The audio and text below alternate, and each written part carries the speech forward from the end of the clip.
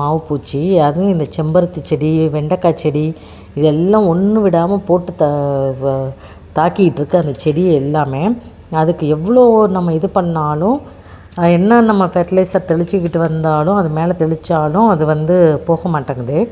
இப்போ ice water நம்ம கொடுத்து மீன் அமிலம் இல்லை பஞ்சகாவியாவோட நம்ம ஐஸ் வாட்டர் கலந்து நம்ம கொடுத்தோம்னா அந்த சில்லுன்னு தண்ணி படும் பொழுது ஓரளவு கண்ட்ரோல் ஆகுதுங்க.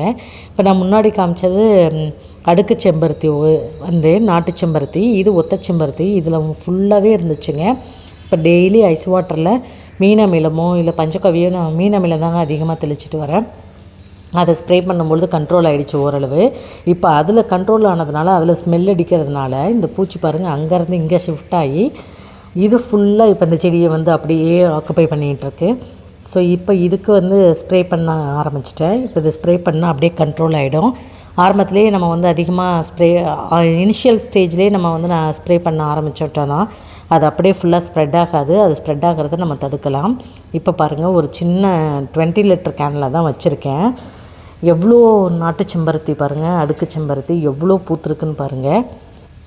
இப்போ நான் இந்த அடுக்கு செம்பருத்தி, ஒத்த செம்பருத்தி இது எல்லாமே எதுக்காக நான் வாங்கி வச்சுருக்கேன்னாங்க, இதுலேருந்து நான் ஷாம்பு தயாரிக்கிறதுக்கும் அதுக்கப்புறம் ஹேர் ஆயில் ரெடி பண்ணுறதுக்கும் தாங்க நான் வந்து வாங்கி வச்சு இது பண்ணுறதுக்காக தாங்க வாங்கி வச்சு வளர்த்துட்டு வரேன். இப்போது நான் கூடிய சீக்கிரத்தில் அந்த வீடியோவும் உங்களுக்கு கொடுக்குறேன். எப்படி வந்து நேச்சுரலாக நம்மளே வீட்டில் ஹேர் ஆயில் ரெடி பண்ணலாம், அதுக்கப்புறம் வந்து ஷாம்பும் எப்படி வந்து நம்ம அந்த செம்பருத்தி பூலேருந்து ஷாம்பு எடுக்கலாம் அப்படின்னு சொல்லிட்டு வந்து நான் கூடிய சீக்கிரத்தில் வீடியோஸ் போடுறேங்க. ஏன்னா நம்ம கெமிக்கல் ஷாம்பெல்லாம் யூஸ் பண்ணும்பொழுது நமக்கு முடி கொட்டுறது.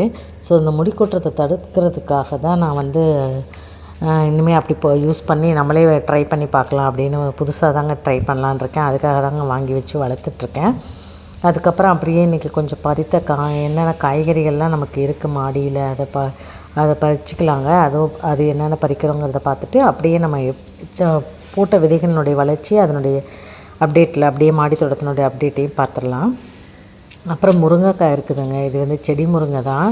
நல்லா வந்து ஒரு அடி ஹைட்டுக்கு மேலே வந்து இருக்குது. ஆனால் வந்து இந்த முருங்கைக்காய் வந்து பார்த்திங்கன்னா கொஞ்சம் இப்போ தடிமனாக ஆக ஆரம்பிச்சிச்சுன்னா உடனே உள்ளே வெடிக்க ஆரம்பித்து அதில் வந்து அந்த முருங்கை பிசின் வந்துட்டு அதில் உடனே பூச்சி வந்து வைக்க ஆரம்பிக்குதுங்க. அதனால் வந்து அந்த காய் பெருசாகிறதுக்குள்ளேயே பெருசாக விட்டோம்னா இந்த மாதிரி ஆகிடுது. என்னன்னு தெரியலை. இது ஒருவேளை இப்படி தான் ஆகுமா என்னன்னு தெரியல. பட் எல்லா காயும் ஆகலை, 1-2 தான் அந்த மாதிரி ஆகுது.